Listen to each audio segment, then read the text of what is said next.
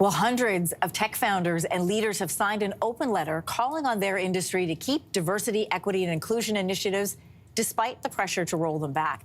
The letter speaks out against a recent shift by the tech sector, including Canada's largest tech company, Shopify, which laid off its team supporting Black, Indigenous, and women entrepreneurs. Camp Tech founder Avery Swartz is one of the letter's co-authors, and she's in studio with us this morning. Avery, great to have you here. Thank you. So what made you start this letter? I saw a headline in a tech industry publication that said Canada's tech industry is going far right. And I had an almost visceral reaction. I thought, let's be crystal clear. There is a small insular group of people that would like to take us in that direction, but they do not speak for the entire industry, and they definitely do not speak for me. So I reached out to some other women tech founders that I know, Laura Gabor and Sarah Stockdale, and I said, what are you doing this weekend? Let's write a letter. Avery, good for you. How is the industry here in Canada responding to DEI cuts and rollbacks? We've seen, big companies south of the border eliminate them or roll them back significantly, but what's the picture here in Canada? So we know for sure that Shopify has rolled back their DEI initiatives. I know anecdotally that there are a lot of conversations that are happening in back rooms and behind closed doors asking if companies should go in the same direction. Outside of the tech industry, we just heard that law firm McCarthy Tétrault is rolling back or at least pausing their Black and Indigenous hiring program for students. We also heard from Toronto Pride saying that they had 3 corporate sponsors recently back out, and their executive director said that they were receiving a message that said that some corporate sponsors are having a shift in messaging, and that could be due or could be driving their withdrawal of support for the Toronto Pride program. Where do you see this starting, Avery? I mean, we were just listening to President Trump talking in Congress, and he was saying how we are not a woke nation, and talking about DEI rollbacks in various areas. Where has this come from, this idea that it could hurt us? And you also say it's an economic setback. Absolutely. So, yes, there is a political climate right now. There is a bit of a trend, as it were, to roll back DEI. Definitely a lot of that is coming from the Trump administration.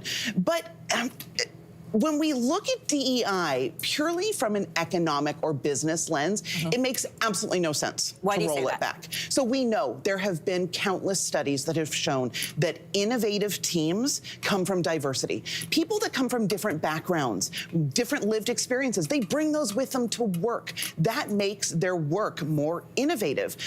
Right now, we're in a moment in the Canadian economy where we need more innovation. We do not want to see companies stagnate through groupthink and blind spots. We need our companies to thrive. And the Canadian tech industry has thrived through innovation over the last few decades. This is the wrong direction. So if you can't get on board for the moral or the ethical reasons, at least get on board for the business reasons. Your letter urges Canadians to stand up for equality and equity and send a clear message by not supporting businesses that choose to abandon these values. But what do you want to see from the companies themselves? What messaging do we want to hear? I mean, I definitely want to see companies double down on DEI, say that they stand for it. It's uniquely Canadian to focus on fairness and inclusion. Now, we don't always get it right in Canada. We make a lot of mistakes, but to say that you're going more towards a rollback or, a Trump administration style influence, it's the wrong direction.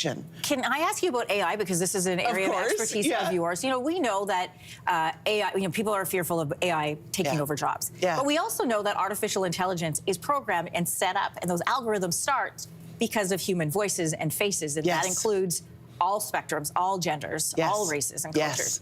And so if we roll back, is there a danger that that influences or changes algorithms and the direction of AI in the tech industry? Of course, absolutely. I mean, we need to have all voices at the table, both human and synthetic as well. Synthetic voices, of course, being trained on that human data. Algorithmic bias, which is something that you mentioned here, is something that deeply concerns me. And again, we want to move towards building tech that is built by everyone, for everyone, because that's where Canada thrives in the innovation economy. Avery Swartz, it is great to have you here and to talk about this in person. If people are interested in seeing the letter, signing the letter, what can they do? So they want to go to the website called What in the Tech. So go to whatinthetech.co, and up at the top it says open letter. You can click on that. You can see it, and we encourage you to check it out and maybe even sign it. Great to have you here, Avery. Thank you. If you like that video, make sure to subscribe to the Your Morning YouTube feed, where you can find all kinds of new content posted every weekday morning.